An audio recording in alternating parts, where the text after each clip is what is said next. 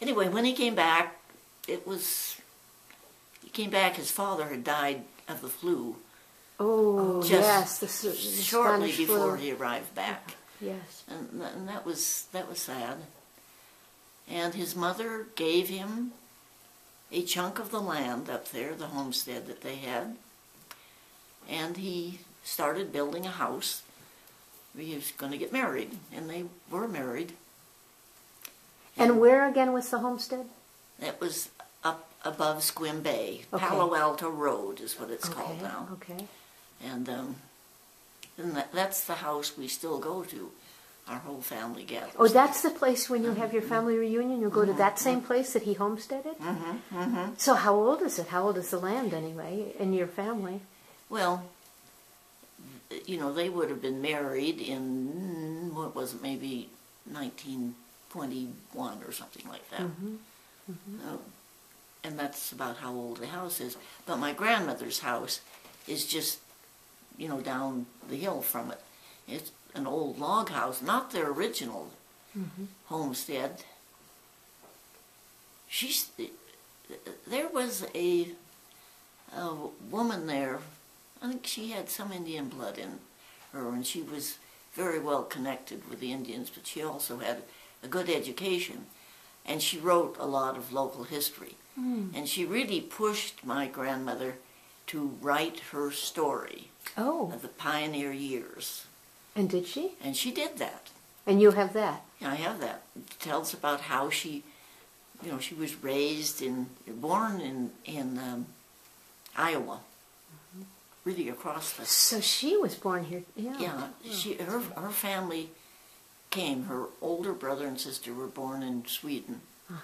And when her father came first and found a good place, he had to find a place they could live that had a good church with a good choir, because his wife loved to sing. And they were a part, actually it wasn't Iowa, it was Rock Island, Illinois, which is just across the border. But a group of people from that church, maybe a dozen or so, got homesteads in southwestern Iowa and moved as a colony there. Really? And she has her stories of when she was there, and you know, things like when the grasshoppers came. Is this the grandmother or your mother? This is the grandmother. That's what I thought. This is Hilda. So Hilda was born in this country? Yeah. Wow, she must have been. That was. And she loved the pioneer life. Then they moved.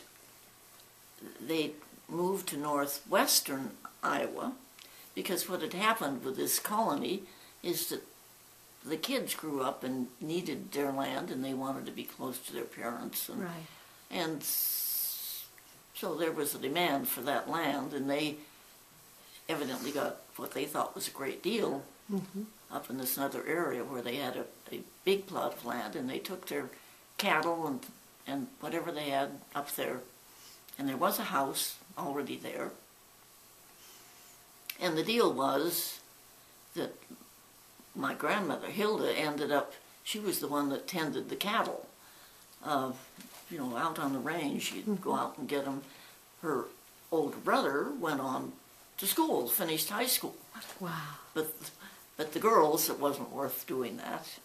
And they had great experiences there. Cyclone at one time where everything was blown away, but there came a town with her older brother, and her older brother was really quite a guy, and he decided they needed to move on.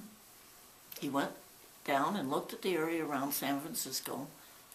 Everything was pretty expensive there, and then he went on up to Washington and Seattle. That's how that. And he worked for a while on the project in Seattle, and then bought a building, maybe an old hotel in Fort Townsend. And that's where he moved the family. So that was how your family got to Washington? Washington? They came out on the train. And the women in the family were on the passenger train, and the men were back with the cattle and taking care of everything else that they moved out. Now, at what point in this, what year are you born? I was born in 1924. 1924, And my- January 23rd. Mm-hmm.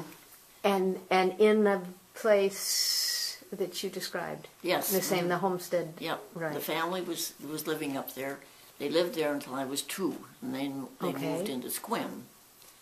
And how many brothers or sisters? I had 2 sisters, Uh-huh. one older and one younger. Okay. The older sister was just 18 months older than I was, and we were very, very close. Okay. And then the younger sister, she was just kind of there. Well, to come up, because I want to get some of the later background too, but I wanted to set that off and those details get lost, you know, because they're not discussed that much. Now, where did you move when you were 2? We moved into Sequim. Oh, excuse me, that's town right. of- The town of Sequim, that's Uh-huh. right. Now, And we lived in just a tiny little house there. But before long, they got a really wonderful house. Rosemere it was called. oh, And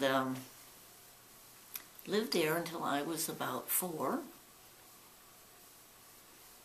And we had been, you know, we would take periodic trips to Tacoma to visit family there. And we'd been to Tacoma and decided that I would stay. One of my aunts had a child about my age, and they would go out to a place they had on Vashon Island in the summer.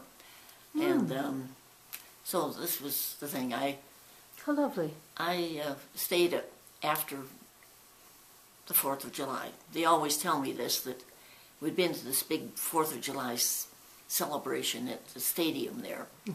And on the way home, there was this fire station rushing around. And I said, oh, I hope it's not our house on fire.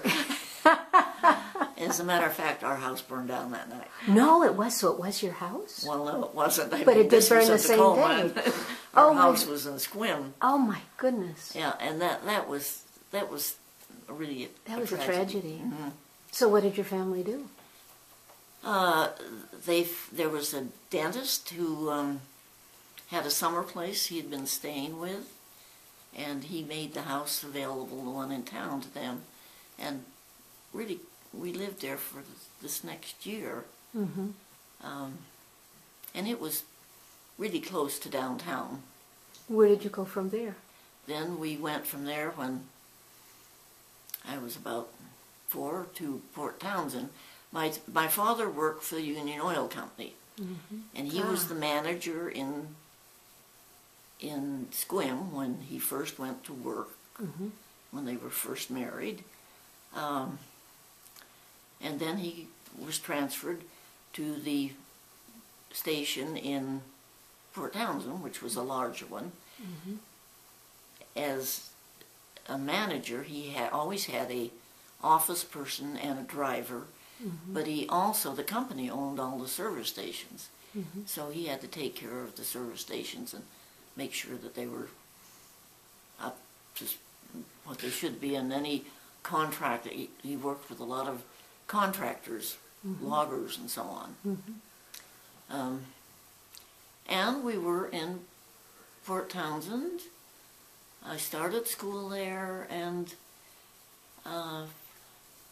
in the 3rd grade moved to Port Angeles, and that was a bigger town still, and was there until 7th grade, and then moved to Bremerton. Oh, you were in Bremerton, Washington? And there, that's where I went to high school, graduated, and that's where I met Hugo, because Hugo had graduated from Montana State University in 1941. He came out and he came up with a cock and bull story about, he said that he had a fraternity brother who was part of my family and said to look me up. Actually, he had gone through the high school annual and decided that You were it. He picked you right out of the lineup. And I said, no, I said, He's 20 years older than you or so. Oh, no, he's... If he graduated in 41 and you were born in... No, I graduated from high school in 41 and he graduated from college in 41. So he was only 4 years older than you. Yeah. But And, still, at that age, that's a lot older. And I, College man. you know, he called a couple of times and I refused to see him.